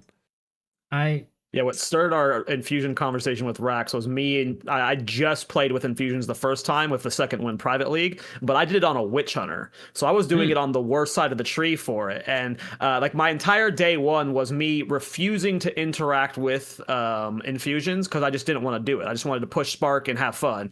And my conclusion was that GGG made it to where you have to use Infusions in the early game because the damage without them is like they scaled it around Infusions. You have to use Infusions in the early game. And at some point in the end game, you can either automate Infusions or like outscale them to where you're just pressing Spark again. But I had a miserable experience with Infusions. Well, it takes away from build variety, I think, because if like this build is now only good with an Infusion, that means that anyone that's using it is using it with this ability also, because otherwise they can't generate the Infusion. So now we're all doing the same thing. You know, there's no more like, oh, I'm just going to do this. Like, oh, I can't because it has to have an Infusion, or like you said, it's basically horrible. Yeah. I think so much of Infusions right now, it just feels like it's required to play that spell more than anything. I actually don't really, and maybe I'm just not thinking about all the skills, but I do actually think that Infusions for the most part aren't a step back type of thing. Like, you know how you were saying earlier, it's like you don't infuse it. It's like they basically nerfed the skill and then gave you Infusions to get what you got nerfed back. I actually don't think it's that much, because I'm trying to think of my favorite spell builds. Well, first of all, Comets, Flaming Cute Fuse Comets. Those are way better than old Comets. Way stronger. Ember Fusillade, it causes the embers to like ricochet and like get all, you know, chain onto enemies. So that definitely wasn't something I gave before. Arc, I think, got a lot more bounces off of it now that you have Infusions on it. Frost Darts is a new skill, but you know, it makes it also just like spread and bounce everywhere. And so I think there are quite a few skills that didn't get that treatment, but I think there are also quite a few skills that probably did get that treatment, where it's like the ones that I look at on the opposite side is like fireball. So you explode. Now you have to do that. And then one of the ones I noticed right when I came was Spark. Well, they've changed Spark quite a bit, like a couple times now. But on the original patch notes, I said Spark. I meant Arc. They've changed Arc quite a few times as far as how it functions. And on the original patch notes, because I've always wanted to do like an Arc build where it's like chains everything for clear, but then has like a big one shot on bosses. And you kind of used to be able to do that with the way it worked for extra damage when it hadn't chained. But in the patch notes, they basically halved its damage just straight in the patch notes and then added it back. Like that was the exact patch notes for its Infusion. So it's just like, I don't know. I think some of those were just like, to me, those were the big ones I looked at because I didn't feel like a lot of people were even playing them. Mm-hmm. And then to make them like more difficult to play, you know. I do agree with you though that some of the Infusion stuff feels really. I'm literally playing an Infusion build again right now. I don't know how I've got here. I don't want to talk about it, but I'm literally playing an Infusion build right now, and I'm using them because they are very strong in that. But it's just, I don't like the Remnant pickup stuff. I don't like that we're forced into them, because I think at the end of the day, while it is stronger, it just takes away from someone that wants to be like, I want to be an ice caster, right? I don't want to infuse my ice with lightning. I don't want to infuse it with fire. I want to be the ice guy. You know what I mean? And I think you take that away. You can't be the ice guy anymore. You need to be the elemental weaver, or you're not going to do elemental spells very well. Yeah, I think that's at the end of the day the biggest problem. Like, it just feels like you're required. Like, I think, what I was trying to bring up is like, I think like as many skills as it felt like that they just cut it back to make Infusions just bring it back to like its original spot. I think there's also a number of spells that, you know, they do actually take it further than what they were before. Yeah. But I think the biggest problem overall is just the fact that I don't think you could be a spellcaster without Infusions right now. I think it's just required, and every single spellcaster has some sort of Infusion in their build, usually Living Bomb.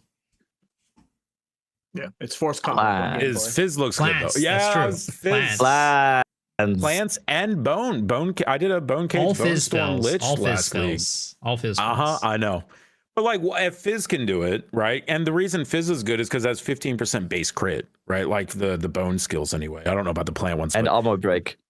Yeah, and armor break. Like, it's so good. Like, I can go and play that you know, that archetype of like the fizz spell guy. Like I want to be able to do the same thing with a fire guy or a lightning guy or an ice guy, and Elemental, again, not get pushed basically, into right? it. Yeah, but it shouldn't have to be like elemental the whole thing. You know what I mean? Like I just think it takes away from a lot of different fantasy types that people want to play. You know what I mean? There's someone out there that just like hates ice and hates lightning, and they just want to shoot fireballs. You know, they just want to explode fire on the screen, and I don't think they get to do that right now. And they kind of lean into it too, to say, to kind of make it feel like it's a viable playstyle with Archons, right? Mm-hmm. You can be that fire guy and then go Archon, but in reality, you're not really that fire guy. And also, the problem I have was suck. what like. It feels like the top half of the tree helps a lot with these builds too. Like the remnant stuff does help a lot. And when you're playing I played Witch Hunter Spark, I just like there's a bunch of projectile stuff down there, right? And you got a bunch of projectile skills like Spark, like Fireball. Like you would hope that, you know, there would be ways you could craft yourself a, you know, build for these spellcasters on the bottom half of the tree. And because there's like no remnant stuff down there, you're almost forced to immediately path straight up and neglect all of the projectile stuff on the bottom half of the tree. As instantly what I ran into with my, like I wanted to just do a Spark Witch Hunter where I was doing Widow Hail and I was just a lightning Spark guy, but eventually like I was forced into multiple elements where I was even eventually using Comet, and it was just wasn't fun. I just wanted to be a Spark Lightning boy. Well, you shouldn't have to invest on the tree to Pac-Man remnants. They made it a little better this league, but last league, like when I made my Infusion build, I literally put like every remnant thing I could because I hate having to chase them down, you know? And it's like, Same. like you said, by having that all up on the top of the tree, now you can't play elemental anywhere else on the tree, which is the essence of PoE too, right? Like I'm supposed to be able to play what I want, wherever I want to, and be able to make it work kind of thing. So.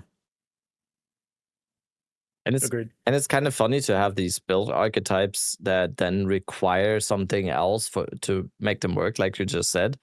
Why have remnants in a way where every single player that plays remnants feels more than enticed to then pick up the nodes or the support gems or whatever to make them that you don't have to stand on them to pick them up. And I kind of think, like, I think one of the funniest example of this, since we were talking about plants, is the Wild Search Incantation node. That is probably, even though I love plants, I think plants are amazing. The Wild Search Incantation keystone on the passive tree is probably, for me, the most confusing keystone I have ever seen, because it is literally just a keystone that says all your plant skills are better. It's just required for plants too. Like I feel like I can't play plants without it. It is required. Correct. It makes no sense not to take that because it is 50% more damage, costs 50% less, and 75% less duration. Okay, 50% more damage. Imagine there's a keystone on the tree that says just like, oh yeah, Spark does double damage. Huh? Why? While also being I cheaper. feel like, is that a Band-Aid? It's crazy, is that a Band-Aid? dude. It 100% They is wanted a people to Band-Aid. play plants. Maybe. They wanted people to play plants. So you think that's a why. Band-Aid? I honestly think that node is probably going to vanish at some point. Oh, it 100% is. Yes, okay. So the reason why I think it's a Band-Aid, I'm pretty dang sure it is, right? Is because if you remember Ziggy D's video about the endgame stuff, I think there was a part in it that specifically said plants were a meme or something like that. Like he said that they weren't very good. And I'm pretty dang sure the reason why he said that they weren't very good is because that node didn't exist on the tree yet. And GG probably didn't have enough time to test it. And last minute, they're like, oh shit, plants suck. And then they're like, how can we last minute make plants actually viable? And like, well, let's put this node. And kind of accidentally made one of the most balanced builds in PoE2 because the build is amazing without being broken or anything. It is. They just need to apply it. It feels good to play. Yeah, it's so funny. Just apply that keystone to plant's base, and we're good, right? Yeah, pretty much. Yeah, plants are like that. Back to I said earlier, like Druid, they did so good. Like plants is another. Like it's just primal, like all the plant stuff, the shape shifting. Like, oh my god, it feels so good. I played a Plants Oracle and I was like, dude, this just feels like I never had a fantasy of wanting to be a dude that like had roots going out and beating up people for me. But holy, does it feel good? You know, like I feel like it feels better than like it just feels like a better version of EDCon to me. Like it's got that same rhythm of like tap tap, but it's like you don't have to aim. You know, you don't have to like you don't have the projectile aiming and the delay timing and stuff. It feels. I really like plants. Yeah, Vegan spark. Like, I remember when I was leveling with it, I was like, this doesn't feel very good. And my chat was like, well, you're not supposed to level plants until you get the keystone. I was like, what? What do you mean? It can't be that bad. And the moment I got the keystone, I was like, oh, holy shit. Like this completely transforms the whole skill. It's crazy. As we're wrapping up here, Major, is there what is your just general thoughts on the state of solo self-found hardcore as a whole? Do you think it's in a good, healthy state? Is there something you feel like specifically for the solo self-found hardcore experience you feel like it's missing? Outside of more content, obviously, that gets you more stuff, you know? Yeah, no, I mean, for like just the base day-to-day life, HCSSF, I'd say the two things that I want to see the most. One would be blank runes. Like they exist in the game, but I just think they should just make your normal runes drop as blank, and then you can just inscribe them, because it's supposed to replace the crafting table from PoE1, but if you play the solo self-found experience, and you know what I mean, if you're just playing as a normal guy coming into the game, solo self-found or not, you're probably not trading, or you don't have a buddy giving you stuff. Like getting the runes you actually need to put the resist on your gear that you need, or the stat that you need, is pretty much impossible. You generally always have the runes you don't need, and you never have the ones you do need in an earlier experience. So that would be a big one. Did you listen to our last podcast? Is that what happened? Or you definitely listened to the last podcast? 100%. There's no way you didn't. I have not, bro. I have not. We had that conversation literally last week, and they had the exact same take too. Bro, I thought to myself today, I was like, oh, I should probably listen to that podcast for my workout this morning, and then I didn't. No, that's a good take. It's like you didn't need to. That's been my biggest complaint, is just runes have been always my complaint with my solo self-found runs. I just always feel like I'm out of them, and when I have them, they're the ones I don't want. Yeah, for sure. If I had blank runes, I would be able to get the ones I want. And it doesn't matter.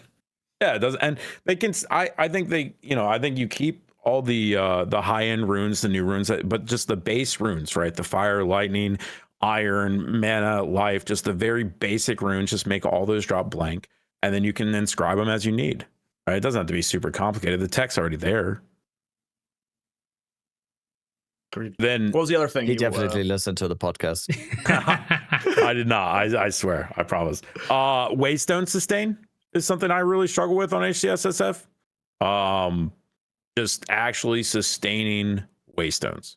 Like I was playing my build, or I was playing before podcast today, and I did a tier 9 map. I'm trying to push tiers. It's on the Timmy League, right? New character kind of thing. And I go in and I have one T9 waystone. I go in, I go to a powerful map boss that should drop me a T10. I do the whole map. I complete everything on the map. I kill the boss, not a single waystone when I leave. And like on my regular HCSSF runs, for instance, I like my last character, I'm doing 6 mods, 3 tablets, with a 200% increased waystone drop chance, and I'm lucky to leave with 1 waystone when I come out of the T15.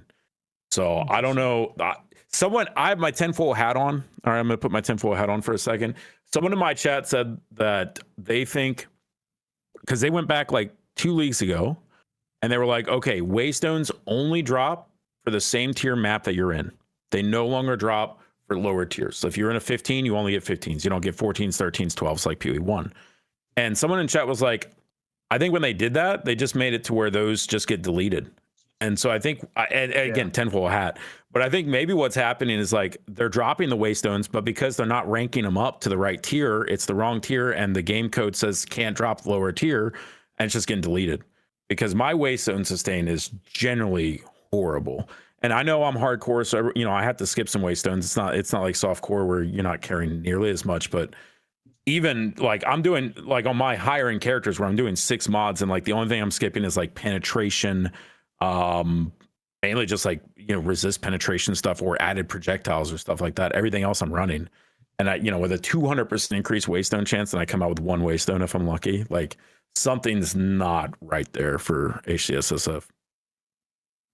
Yeah, I don't know. I don't know what about you guys, Rabbit, Cal, and because I definitely feel like they definitely made waystones harder to get this league, compared to before. Because last league they were just pooping out like crazy.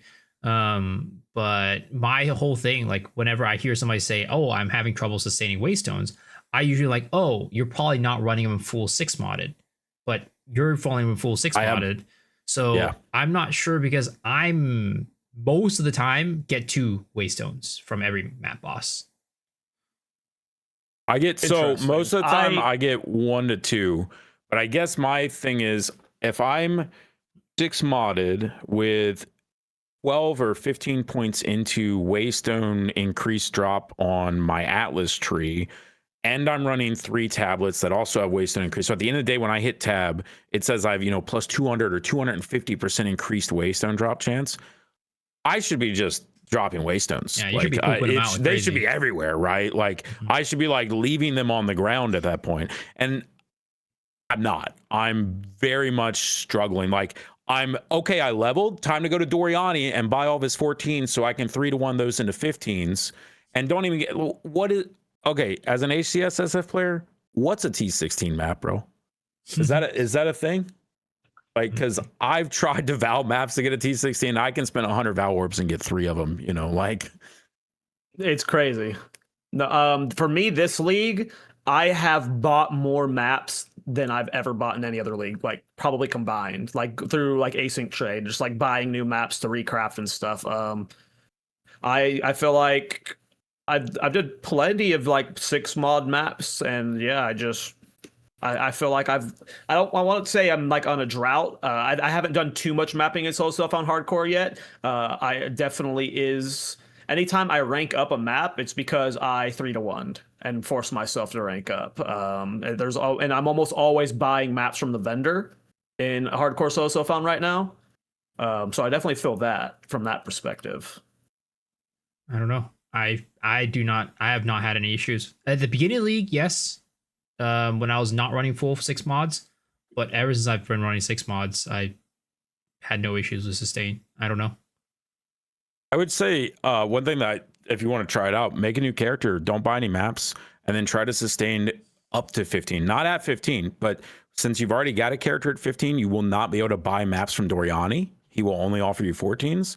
So try to sustain with a brand new character and check it out, because like I said, I mean, you could, I stream it every day, so it's like you can easily see it. Like I'm running 250% waystone increase and coming out. And every once in a while I'll come out with, 2 or 3. I'm not saying it never happens, but consistently it's 1, and then if you're playing hardcore and there's any mod that you can't do, right? Like it doesn't like, okay, now it just hit minus 15% res. Cool. Can't do that one, whatever. So. Yeah, I definitely think that it's crazy that if you're running 200-something% waystone and you're only getting like 3 at the most, like you should be pooping them out. Yeah, it should be like 5. Yeah. But yeah, what I'm saying is like I haven't had an issue with like getting my thing up and then sustaining it at 15. So I wonder if what the disconnect there is. Rabbit, what are you doing? It's a rough sustain, I would say, for me. I'm glad you're having no problems getting your thing up. That becomes a problem at a certain age. You're over 30 now. This isn't a farmer podcast, man. You said it. You said it. That's funny. Sorry. Any thoughts on this topic, Rabbit? I've had kind of the same experience like Major just described, because I am on a fresh character on the hardcore Timmy League right now, and it's just like there's basically one stone in the road a little bit, where you have that one map where you're trying, because basically the system is, if you want to progress fast, you are looking for boss maps, and then you do like a T7 map to then do the boss map to get the 8 map. And sometimes when that then doesn't happen, that was your last T7 map, and you didn't get the T8 map, and you might have even been unlucky and didn't get a T7 map back from one of the rares. You're back to a T6 map, Yep. Yeah. And then you have to spend gold to recombine like had that happen. T6 maps and whatever. And I think it's very, very easily like said here. It's the same thing as rune scarcity. I just don't think there should be a rune scarcity. And I don't think there should be a waystone scarcity because it has no economic implications at all. It's not like just because we're getting flooded with waystones, there's like the economy is gone, or like we just have runes, the economy is gone, because runes are worthless a few days into the league anyway. At the start of the league, iron runes sometimes have a little bit of value or whatever, but it's minuscule. Why not just give it to us? Because there isn't really like a gameplay positive, I think, to have this to have runes and waystones scarce like that. Because it just leads to frustration, even though some people say, yeah, you can just go into waystones, but it's just, there's no harm in just giving us a little bit more. And it's probably easily adjusted. It's like one dial on the machine and we just get another waystone. So Major brings up a good point, though. We'll probably need to save it for another episode, but I wonder what GGG's intent is with tier 16 maps. Like, is the ultimate goal for someone to be only spamming tier 16 maps? Because if that's the case, that doesn't happen. That doesn't happen at all. Like Major just said, he vows 100 maps and gets 3. So I'm curious what GGG's thoughts are on about it. Is it just like, are they wanting it to be this rare of a thing to get? Because I almost never do tier 16 maps unless I'm low rarity farming and I have like the +1 zones. I'm always doing +1, but I'm just talking about the base 16 itself. They hit the Val corrupt. Like I just have zero luck getting that. Yeah. I think tier 16s are probably supposed to be like tier 17s in Path of Exile 1, because I don't think you can fully sustain tier 17s without buying them in Path of Exile 1 either, right? I don't think so. Yeah, so I think tier 16s are probably supposed to be like tier 17s in Path of Exile 1, where, you know, if you do want to run them, you're going to have to like buy them, or, you know, if you make them, it's not going to be like something that's super common. Maybe it's just because in PoE 1, they like the 17s are like super juiced and everything, and then PoE 2 they're just normal maps, so maybe we can't see that that's what they're going for or something like that. Yeah, in PoE 1 it really feels like a T17 is like a luxury. It's like you get this because your character is strong enough to do this now, and then you're going to get big rewards out of it. Whereas right now tier 16s just feel like it's just another map tier. It's nothing special. If you can run a juiced 15, you can probably run a juiced 16 is how it feels in this game. Yeah, there's no different mods or anything, right? Like in PoE 1, they have like crazy mods like void your character on softcore and stuff like that, right? Well, thanks for coming on, Major. This was a fun talk. We'll definitely be bringing you back because I very much enjoyed this. It was really cool to get your perspective. Yeah, we're gonna go on with Bill of the Week. Yep. All right. Oh, thanks for having me, man. I had a blast. Not say goodbye to him yet. That was my bad. You're stuck here for another 5 minutes. Bill of the Week time. I'm ready for my build if you're ready to dive into it, Miso. Yep. So this is a build from Iva Markova. It is an Etziri's Rule, I think is the name of the staff. It is the projectile staff. And I haven't seen a fireball build like this since I think 0.1, where it was just giga projectiles. Super cool build. You know, it's using the standard elemental weakness technique to trigger cast on critical. It is using, of course, Blood Mage to get the cast on crits going. But I thought this was just a good, cool variation of, you know, the spamming fireball style. Yeah, I just love these builds, and I haven't really seen one like this many fireballs since 0.1, I feel. It's really cool. Yep. Another let's see. Is this guy running infusions? Seems like he's running infusions. Is he running cast on critical? Of course, yeah, seems like he's running cast on critical. Is he running cast on ailments? Oh, hey, definitely. It's not cast on critical comet this time. Yeah, least, I'm not saying I'm not harping on his build like making. Yeah, I'm just saying this is the state of elemental spell casting. It's like, damn. Yep. I'm enjoying the visual clarity. There's a crazy amount of fireballs. It's really cool. If you want to kill Arbiter, you gotta have a build that has no visual clarity at all. That's the rule. I've learned that in Major Aimlord stream. Yeah. I mean, yeah, it's definitely a very since cool we showcase, we were build. talking about cock last build. I gotta stop saying cock. Cast on critical last build, or last week. Yeah, this build showed up in my feed 2 days ago. I thought it was really cool. Yeah, I love it. Fireball's super fun, man. Very visually pleasing. My type of build. I love my builds all kind of end up somewhat like this, where it's visual clarity is rough, but you know what? I think it's eye candy. The life bar I stresses think it's me out. awesome looking. I can't. That This as is a cool. hardcore player, that Oh, you life can't bar handle it's stressing me out. He's got 7K life if you consider mind over matter. So True, he's pretty true, beef. true. Yeah, it's until you get hit by Shadewalker. Yeah. That's the tough But part. it's cool. Because It's a nice little flashy build. I also played by the Hammer of the Gods character was a blood magic character, and whenever I got hit by Shadewalker, I was like, oh boy, this is a little scary. Or Shroudwalker. It's so bright yeah. though. There's a lot of projectiles. He's got 2 fireballs, I think, in cast on critical with Scion's Temper.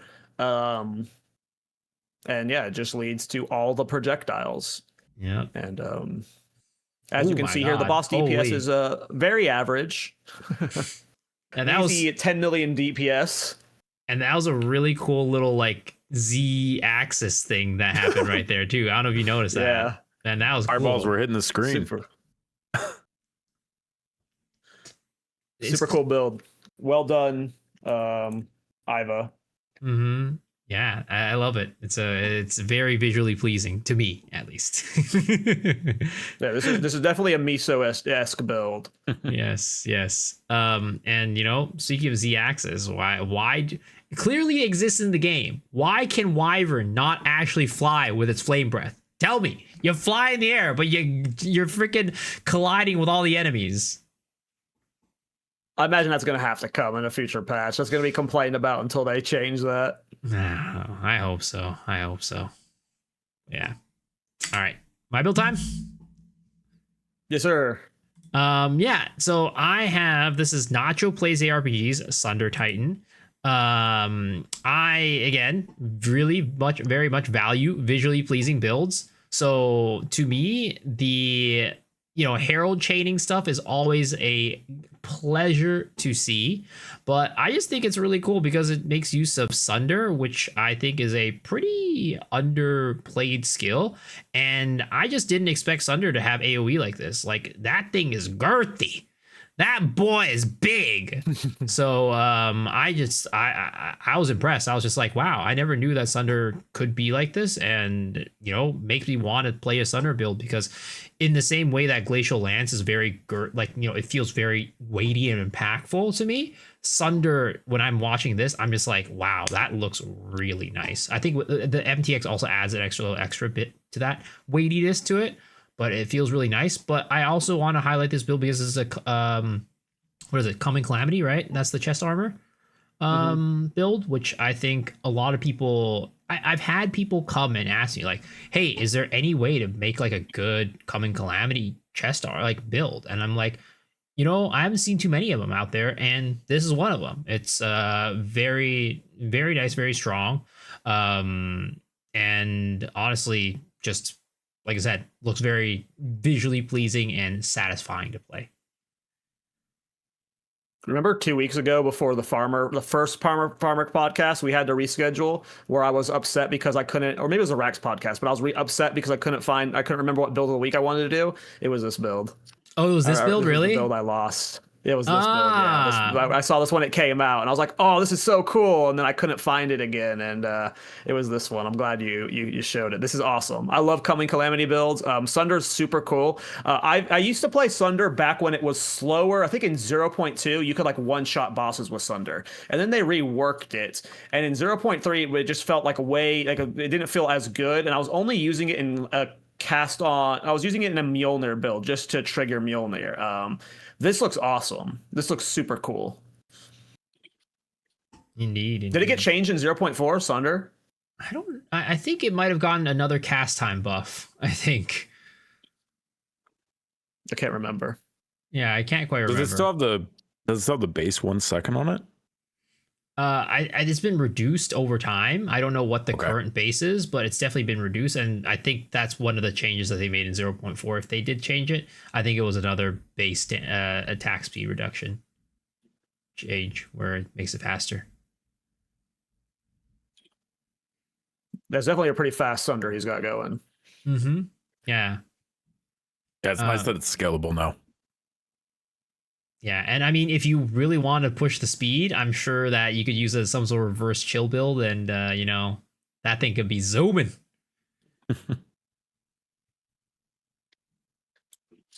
Rabbit, did you bring in your homework, sir? Yes. He did. Let me post it in the. Oh, did you? He posted in. He posted it in the Discord. He's beaming though. Hold on. I think it's that link. Okay. Why? Well, this build is by a very cool creator called Mr. Llama SC. It's a wind druid, actually. It is a druid build that has been around for not too long because the druid was only recently announced. And it is based on twisters and the hurricane effect. You can also shapeshift, though. That is something that we can do on the druid. What do you mean? I haven't mentioned Diablo 2 in this podcast, so I thought I could get maybe 2. He is invaded build of the week with Diablo 2 now, guys. We can't stop this man.